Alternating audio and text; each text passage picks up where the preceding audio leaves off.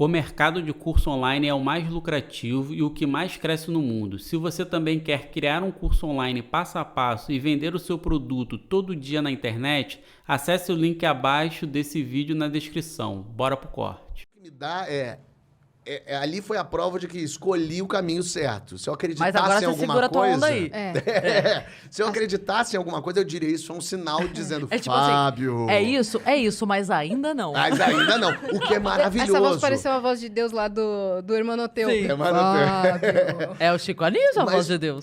Você vê? E aí, mas foi a melhor coisa do mundo, porque realmente, assim, seria péssimo que ali eu fosse, porque eu não sabia escrever. Eu não era ator, eu não tinha nada, eu só tinha muita vontade. Então foi a melhor coisa que aconteceu foi eu me formar na escola de teatro, 3 anos e meio estudando, conhecer gente, porque eu não conhecia ninguém no Rio. Você acha que se você tivesse entrado naquele momento, se tivesse dado uma louca nela e falado, vem, você acha que você, poderia ter se queimado e ter desperdiçado uma chance? Provavelmente, porque eu era muito cru ali, eu não tinha, não sei o quanto também eu tinha a gente tem o vício da juventude, da verdade, da entrega, que é muito sedutor.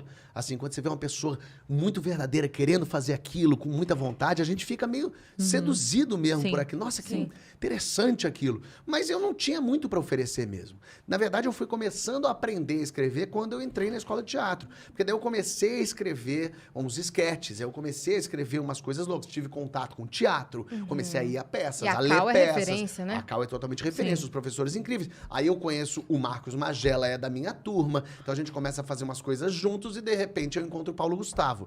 E aí a minha turma era eu, o Magela e o Paulo Gustavo. E aí a gente começa a fazer palhaçada, a gente fica junto, e aí a gente começa a ficar um na casa do outro e fazer as nossas maluquices. Eu vi o vídeo que você postou, na época que ele estava internado, eu vi o vídeo que você postou de vocês zoando.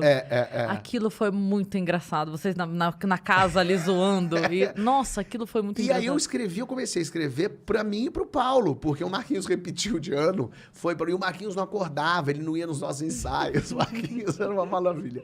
E aí eu e o Paulo comecei a escrever, eu ia pra noite, a gente estudava à noite, eu levava os escritos, porque não tinha WhatsApp. Então eu imprimia em casa e chegava lá, Paulo, olha o que eu escrevi pra gente, você é uma advogada com hipocondríaca e eu sou um mendigo, vai. E aí o Paulo lia ali na hora, a turma juntava pra ler e a gente fazia umas leituras, e o Paulo falava, não, isso aqui tem que ser desse jeito, eu mexia pra no dia seguinte levar, e a gente começava a trocar umas ideias e gravar sketch. umas coisas de sketch. Que E incrível. eu escrevia tanto sketch que daí umas outras, porque daí eu e o Paulo viramos meio um acontecimento na escola, porque eram os meninos engraçados, Ah, não ficavam tinha o tempo como não, todo né? fazendo alguma coisa. Então as pessoas começaram, as outras turmas que tinham acabado de entrar, começaram a querer fazer textos meus. Então eu escrevi uns esquetes para as turmas de teatro. Caramba! E eu era um aluno, então foi um acontecimento. Então isso foi uma maravilha, conhecer essa gente toda. E aí eu me formo na escola de teatro em 2005, com o Paulo, fazendo a mesma peça que o Paulo, fazendo o mesmo personagem.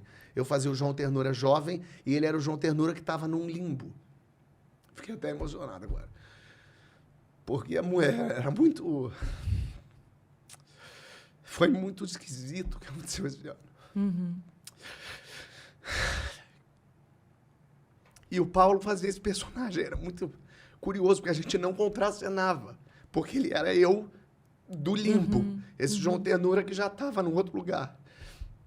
E eu lembro que eles passavam um pelo outro se olhando assim, mas o Paulo era um filho da puta, ele ficava no coxia, e ele ficava me fazendo rir, porque tinha uma atriz que fazia comigo, que tinha uma hora que ela tirava a roupa, e ficava pelada na minha frente, ficava o Paulo atrás, sacaneando.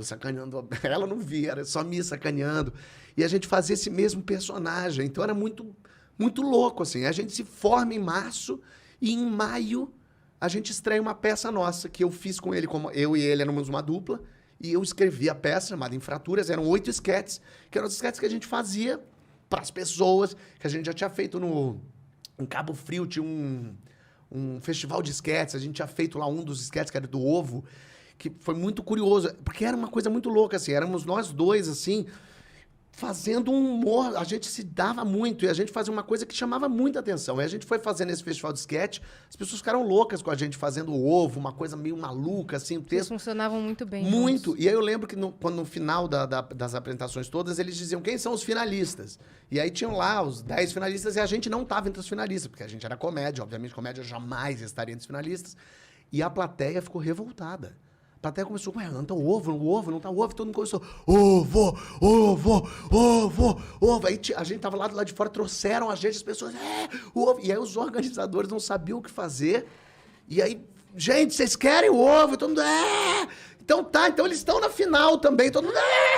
E botaram a gente na final daquele troço, e a gente achando uma graça louca, ficando na casa do Marquinhos, que o Marquinhos tinha casa em Cabo Frio, com a família de Cabo Frio, então a gente ficava na casa dele. Ele não via porque ele não acordava. Tipo isso.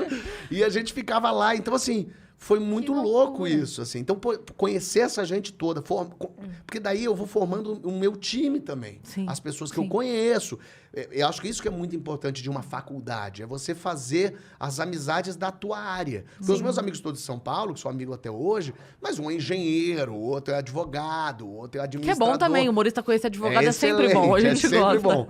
Mas eu não era a minha turma, e de repente eu faço a minha turma. Eu tô no teatro com o Paulo Gustavo, tô ali com o Marquinhos do lado sempre. E conhecendo gente. E quem estuda teatro geralmente é porque realmente vai seguir naquilo. Médio, sabia que não? A gente, na nossa turma, provavelmente 70% um era dentista, um era médico, um era não sei o quê. Mas assim, talvez tivesse o sonho de fazer, mas a vida é muito dura. Não dá pra você... Eu tive a sorte, eu era super privilegiado. Eu morei na casa da minha tia, não precisei pagar conta nenhuma. Meus tios pagavam todas as contas pra mim. Então eu podia ficar escrevendo esquetes de madrugada, e acordar tarde, fazer cursos e ficar fazendo maluquice com o Paulo Gustavo, entendeu? E uma outra coisa que acontece também é que, diferente de outras profissões, o ator mediano, o artista mediano, ele não consegue se sustentar tão bem. O que eu digo assim, um dentista pica, ok, ele vai ser muito pica, mas um dentista mediano, ele se sustenta legal. O artista é mais difícil se sustentar. Ele Sendo tá mediano, aí. exato, ele vai fazer, mas é muito mais difícil, né? Então, quando você conhece gente, é uma maravilha. É uma porque daí maravilha. Você conhece... Geralmente, quando eu vou assistir peça, eu adoro assistir peças de teatro, mas 80% de peças de teatro são horríveis. É horrível o teatro. Mas eu amo, eu sento na primeira fila, eu gosto até do sofrimento. E aí, geralmente... É gostoso mesmo, né? Eu amo. Você gosta de ver Open Mic? Como é que é? Open Mic, você gosta de assistir? Eu fico com aflição. Você fica mal, eu fico com aflição. Me dá agonia, mas eu vejo. Mas aí, quando você vê uma peça e tem uma pessoa muito ruim fazendo, muito ruim, não tenha dúvida, ela é a dona do espetáculo. Ela é a pessoa, essa pessoa... Ela se botou ali. Ela se botou, com certeza. Ela que juntou aquela gente, ela que tem o espírito empreendedor. Então, eu respeito por aí. Mas, geralmente, é horrível, a pessoa é horrível. O espírito empreendedor. Porque no fim das contas, ela só tem que ir lá lutar pelas vontades e os sonhos dela. E aí, eu fiquei 1 ano em cartaz com o Paulo, a gente fazendo um fracasso retumbante, lógico. Ninguém ia assistir 2 moleques que ninguém sabe quem são. E aí, mas a gente aprendendo ali, a gente meio junto, a gente meio brigava, e aí ficava meio separado, depois voltava. E aí a gente ficou esse 1 ano em cartaz e o Paulo começou a escrever um projeto chamado Minha Mãe é uma Peça. E o Maurício Sherman foi assistir ao espetáculo e me chamou para escrever para a Globo. Então, no fim desse 1 ano que a gente ficou em cartaz, foi quando o Paulo foi fazer Minha Mãe é uma Peça e eu fui escrever para a Globo. E aí, os nossos caminhos tomaram outros rumos, assim, lógico. 2006? Isso foi 2006. E aí em 2006, o Paulo começa a ensaiar a peça. Eu fui no ensaio geral, imagina, eu era muito amigo, eu li a peça e tal. E eu fui lá escrever. E em 2006 foi quando eu estava já uns 6 meses lá no Zorra Total, escrevendo Zorra Total, que foi um momento que eu odiava assistir o Zorra Total. Eu achava muito ruim aquilo. Eu não tinha a menor graça, eu tinha até uma raiva daquilo. Mas aí quis o destino falar, você tem raiva, não quer escrever aqui não, minha linda? E aí eu pensei, talvez seja um bom lugar para eu entrar na Globo, ganhar meu dinheiro finalmente, poder exercitar. Porque quando a gente ainda é jovem, a gente tem uma prepotência de achar que a gente é o melhor, que a gente escreve maravilhosamente bem. E foi no Zorra, que tinham ali 25 roteiristas, que eu descobri como escrever em grupo.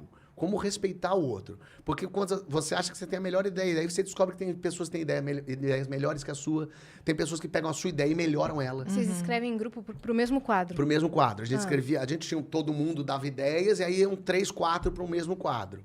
E aí escrevia Lady Kate, escrevia... Na verdade, quem vai escrever o quadro, ele só desenvolve a ideia que foi tida meio que na reunião do grupo, né? Exato. E aí eu tomava sempre... Eu tinha 21 anos, ali 22. Eu tomava a frente do computador, que eu sempre fui meio metido a organizar as coisas, sempre fui meio produtor. Mas eu tinha uma velocidade de ouvir todo mundo falando e colocando ali no computador as ideias de todo mundo. E fui aprendendo que tem dia que você não tem ideia boa e que os outros têm ideia melhor. Tem ideias horríveis do outro que você não pode falar, mas isso é um lixo. Você tem que... Como é que eu tiro desse pântano a florzinha? Como é que eu reciclo isso? Isso, mas é um super aprendizado, assim. Gostou do corte? Não esquece de curtir esse vídeo, se inscrever aqui no canal e ativar o sininho.